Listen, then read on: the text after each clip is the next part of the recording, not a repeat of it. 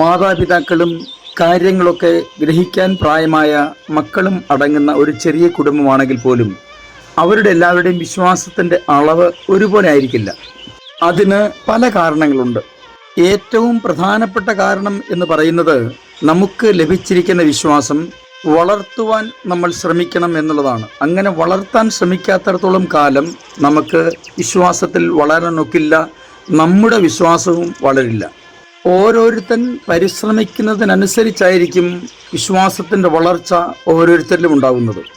വിശ്വാസത്തിൽ വളരുവാൻ ഒരു ചെറിയ വഴി ഞാൻ പറഞ്ഞു തരാം. ഇന്നും നമുക്ക് യേശുവിനോടുകൂടെ യാത്ര തുടരാം.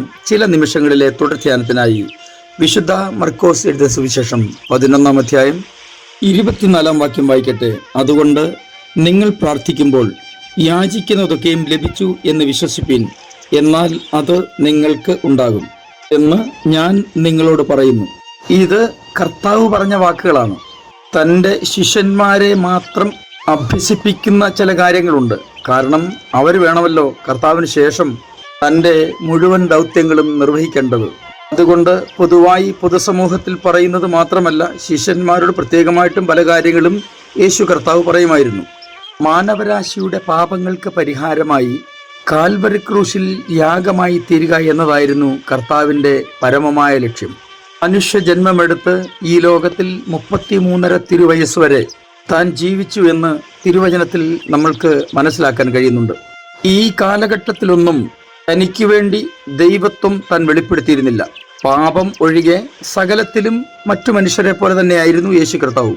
ഒരു ദിവസം യേശു തൻ്റെ ശിഷ്യന്മാരുമായി യാത്ര പോകവേ കർത്താവിന് വിശന്നു എന്നാണ് ഈ അധ്യായത്തിൽ നമുക്ക് പഠിക്കാൻ പറ്റുന്നത്.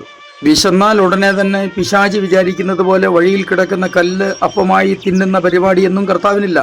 തൻ്റെ നിലനിൽപ്പിന് വേണ്ടി താൻ ഒരു അത്ഭുത പ്രവൃത്തികളും ചെയ്തിട്ടില്ല. ഈ അരികിൽ കണ്ട ഒരു അത്തിവൃക്ഷത്തെ താൻ നോക്കി. അതിൽ ധാരാളം ഇലയുണ്ടായിരുന്നു. എന്തെങ്കിലും ഒരു ഫലം കാണുമെന്നാണ് വിചാരിച്ചത്. എന്നാൽ തൻ്റെ വിശപ്പടക്കാൻ പോകുന്ന യാതൊരു ഫലങ്ങളും അതിൽ ഇല്ലായിരുന്നു എന്ന് മനസ്സിലാക്കിയ കർത്താവ് അത് ഉണങ്ങിപ്പോകട്ടെ എന്ന് കൽപ്പിച്ചു. അടുത്ത ദിവസം അവർ അതുവഴി വരുമ്പോൾ ഉണങ്ങി നിൽക്കുന്ന അത്തിവൃക്ഷം കണ്ടിട്ട് പത്രോസിന് പെട്ടെന്ന് ഓർമ്മ വന്നു. പെട്ടെന്ന് തന്നെ പത്രോസ് കർത്താവിനോട് പറയുകയാണ്, റബ്ബി, നീ കഴിഞ്ഞ ദിവസം ശപിച്ച അത്തി ഇതാ ഉണങ്ങിപ്പോയിരിക്കുന്നു. വചനം പറയുന്നത് അത് വേരോടെ ഉണങ്ങിപ്പോയെന്നാണ്. കർത്താവ് ഉടനെ അതിന് മറുപടി പറഞ്ഞത്, ദൈവത്തിൽ വിശ്വാസമുള്ളവർ ആയിരിപ്പിൻ എന്ന് പറഞ്ഞാൽ, ദൈവത്തിൽ വിശ്വാസമുള്ളവരായിരുന്നാൽ നിനക്ക് എന്തിനെ വേണമെങ്കിലും ഉണക്കാം എന്നുള്ള അർത്ഥത്തിൽ ആരും കാണരുത്. ചിലർക്കൊക്കെ അങ്ങനൊരു ചിന്തയുണ്ട്.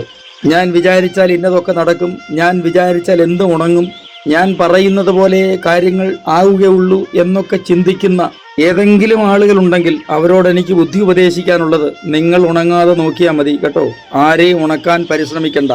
കാരണം ദൈവവചനം നമ്മെ പഠിപ്പിക്കുന്നത് നിങ്ങൾ അനുഗ്രഹം അനുഭവിപ്പാൻ വിളിക്കപ്പെട്ടവരാകൊണ്ട് അനുഗ്രഹിക്കുന്നവരായിരിക്കണമെന്ന. ആരെയും ശപിക്കുവാനോ ഉണക്കുവാനോ നമുക്ക് അവകാശമില്ല.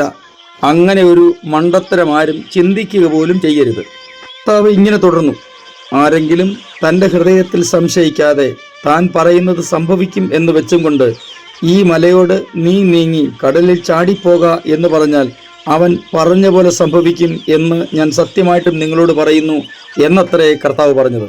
അതിൻ്റെ അർത്ഥം ദൈവത്തിൻ്റെ നാമത്തിൻ്റെ മഹത്വത്തിനായിട്ട് എന്തെങ്കിലും പറഞ്ഞാൽ അത് സംഭവിക്കും എന്നാണ് നമ്മൾ വായിച്ച വാക്യമായിട്ട് കർത്താവ് പറയുന്നത്. അതുകൊണ്ട് നിങ്ങൾ പ്രാർത്ഥിക്കുമ്പോൾ യാചിക്കുന്നതൊക്കെയും ലഭിച്ചു എന്ന് വിശ്വസിപ്പിൻ, എന്നാൽ അത് നിങ്ങൾക്കുണ്ടാകും. വിശ്വാസം വർദ്ധിപ്പിക്കുവാൻ ആദ്യം നമ്മുടെ ഹൃദയത്തിലേക്ക് നോക്കണം. കർത്താവ് പറഞ്ഞിരിക്കുന്ന ഇങ്ങനെയാണ്, ആരെങ്കിലും തൻ്റെ ഹൃദയത്തിൽ സംശയിക്കാതെ. നമുക്ക് മറ്റുള്ളവരാരെങ്കിലും നമ്മോട് പ്രാർത്ഥിക്കുമ്പോൾ, നമുക്ക് വേണ്ടി പ്രാർത്ഥിക്കുമ്പോൾ അവർ വിശ്വാസത്തോടെയാണോ പ്രാർത്ഥിക്കുന്നത് എന്ന ചിന്ത വേണ്ട, അങ്ങനെ സംശയം വേണ്ട. ആദ്യം നോക്കേണ്ടത് നമ്മുടെ ഹൃദയത്തിലേക്കാണ്. നമ്മൾ ഹൃദയത്തിൽ സംശയിക്കുന്നുണ്ടോ എന്നാണ് നോക്കേണ്ടത്.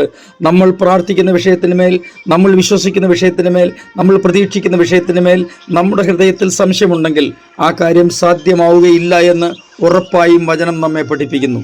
നമുക്ക് പലപ്പോഴും കഴിയാത്തതും അതുതന്നെയാണ്. നമ്മുടെ ഹൃദയത്തിലേക്ക് നോക്കുവാൻ, നമ്മിലേക്ക് നോക്കുവാൻ നമുക്ക് കഴിയാതെ പോകുന്നു. അടുത്ത ഒരു കാര്യം പറയുന്നത്, നമുക്ക് ഏത് നിലയിൽ ഇഷ്ടപ്പെടുമെന്ന് എനിക്കറിയില്ല, എങ്കിലും പറയാതെ വയ്യല്ലോ, വചനം അങ്ങനെ അനുശാസിക്കുന്നത് കൊണ്ട്.